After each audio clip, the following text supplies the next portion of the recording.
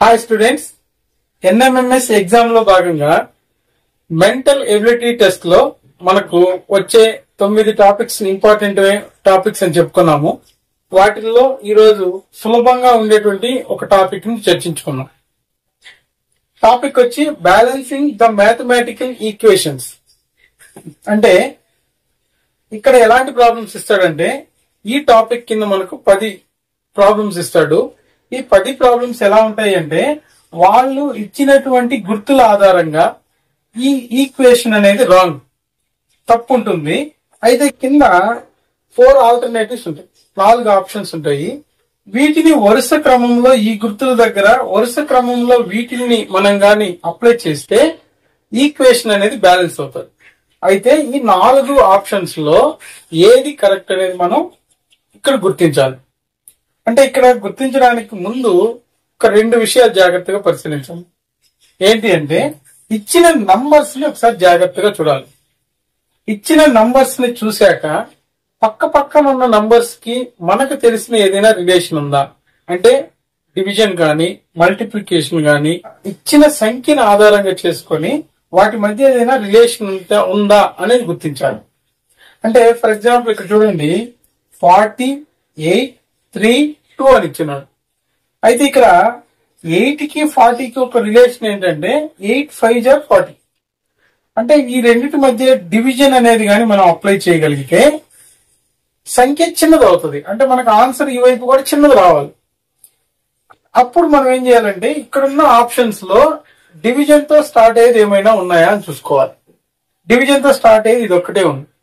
So దీన్ని apply చేసి చూద్దాము. ఫర్ ఎగ్జాంపుల్ ఇక్కడ 40 డివైడెడ్ బై 8 అని ఇచ్చామంటే ఇక్కడ వరకు ఆన్సర్ 5 అవుతుంది. సో నెక్స్ట్ ఈక్వల్ టు పెట్టమన్నాడు. తర్వాత 3 ఉంది, ఈక్వల్ టు దగ్గర ప్లస్ పెట్టమన్నాడు, +2, 3 + 2 5, 5 = 5. సో ఈ ఆప్షన్ తో మనకు ఈక్వేషన్ అనేది బ్యాలెన్స్ అయిపోతుంది.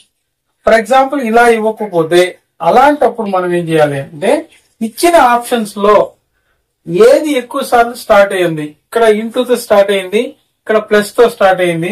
ఫర్ ఎగ్జాంపుల్ ఇక్కడ కింద లెక్కలో చూడండి, ఇక్కడ ఇంటూతో స్టార్ట్ అయింది, ఈక్వల్ టు తో స్టార్ట్ అయింది, డివైడెడ్ బై తో స్టార్ట్ అయింది, డివైడెడ్ బై తో స్టార్ట్ అయింది. ఇలా 2 సార్లు ఒకే గుర్తుతో స్టార్ట్ అయిన ఆప్షన్ తీసుకుంటే మనం ఎలిమినేషన్ మెథడ్ లో ఇవి అవునా కాదా అని ఎలిమినేట్ చేసుకోవచ్చు. సో ఇందులో ఈ సమస్యల్ని మనం సాధించేటప్పుడు గుర్తుపెట్టుకోవాల్సింది ఏంటంటే ఫస్ట్ ఇచ్చిన నంబర్స్ ని ఫస్ట్ జాగ్రత్తగా పరిశీలించండి. ఈ నంబర్స్ చూశాక పక్క పక్కనున్న నంబర్స్ కి ఏదైనా డివైడెడ్ బై తో రిలేషన్ ఏమైనా, అంటే మల్టిప్లికేషన్ టేబుల్స్ లో పక్క పక్కన వచ్చేటి ఉన్నాయా, ఒకే టేబుల్లో వచ్చేటివి అని పరిశీలించండి. నెక్స్ట్ మూడో ఛాన్స్ ఎలా తీసుకోవాలంటే ఇచ్చిన ఆప్షన్స్ లో ఒకే గుర్తుతో ఏదైతే ప్రారంభిస్తుందో దాన్ని మొదలు చెక్ చేయడానికి ఛాన్స్ తీసుకోండి. ఇక్కడ సెకండ్ ప్రాబ్లం చూడండి, 210 ఇచ్చున్నాడు, 15, 7, 98 ఇచ్చినాడు. అయితే ఇక్కడ ఇచ్చిన నంబర్స్ కి ఏదైనా రిలేషన్ ఉందా అనేది మనం చెక్ చేసుకోవాలి. ఇక్కడ 15 తో 210 కూడా రిలేషన్ ఉంది. అంటే 15 7 = 105, మనకు 105 + 105 210 అవుతుంది. అంటే 15 తో కూడా ఇది 14 టైమ్స్ అనేది మల్టిప్లై అవుతుంది. కాబట్టి ఇక్కడ కూడా డివిజన్ అప్లై చేయొచ్చు.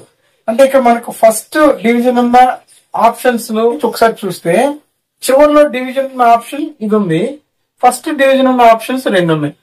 కాబట్టి ఇప్పుడు మనం ఫస్ట్ డివిజన్ ఉన్న ఆప్షన్ తీసుకున్నాం అనుకోండి, అంటే ఎలిమినేషన్ మెథడ్ లో ఒకదాన్ని తీసేయచ్చు. First 210 divided by 15 divided by తీసుకున్న తర్వాత ఇక్కడ ఇంటూ ఉంది, ఇక్కడ ఈక్వల్ టు ఉంది. సో ఇక్కడ వరకు చెక్ చేద్దాం.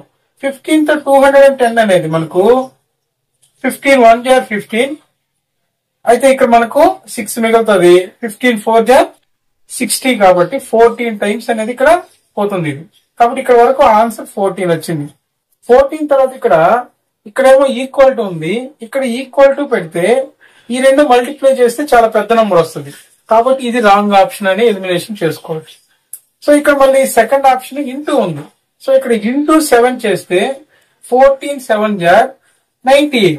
సో ఇక్కడ థర్డ్ ఆప్షన్ లో ఈక్వల్ టు పెట్టినప్పుడు 98 అనేది ఈక్వల్ అవుతుంది. కాబట్టి ఈ ఆన్సర్ కరెక్ట్ ఆన్సర్ అని చెప్పి మనం ఆన్సర్ ని సులభంగా చేయొచ్చు. అంటే ఇక్కడ ఇలాంటి ప్రాబ్లమ్స్ ఇచ్చినప్పుడు ముందు ఇచ్చిన నంబర్స్ ని జాగ్రత్తగా పరిశీలించండి. ఆ నంబర్స్ కి పక్క పక్కన ఉన్న నంబర్స్ ఏవైతే ఉన్నాయో వాటికి ఏదైనా రిలేషన్, మల్టిప్లికేషన్ గానీ డివిజన్ కి సంబంధించి ఏదైనా రిలేషన్ ఉందా అనేది గమనించండి. అలా గమనించినప్పుడు మనకు అక్కడ ఎక్కడ డివైడెడ్ బై ఉపయోగించాలో ఈజీగా అర్థమవుతుంది. అప్పుడు ఆప్షన్స్ లో ఒకసారి ఏ ఆప్షన్ తో మొదలయ్యింది, మనకు ఎక్కడైతే డివైడెడ్ బై యూజ్ చేసుకోగలమో ఆ ఆప్షన్ ని మనం వెతకగలిగితే ఆన్సర్ ని సులభంగా త్వరగా ట్రేస్ చేయొచ్చు. సో ఈ టాపిక్ లో సులభంగా మార్కులు తెచ్చుకోవచ్చు. 10 క్వశ్చన్స్ ఉంటాయి, 10 మార్కులు ఈజీగా సంపాదించుకోవచ్చు. సో ఇలాంటి ప్రశ్నలు ఎగ్జామ్ లో గత ప్రశ్న పత్రాల ఆధారంగా ఎలా వచ్చాయో ఒకసారి నేను గమనించి మీకు ఎక్స్ప్లెయిన్ చేసే ప్రయత్నం చేస్తాను.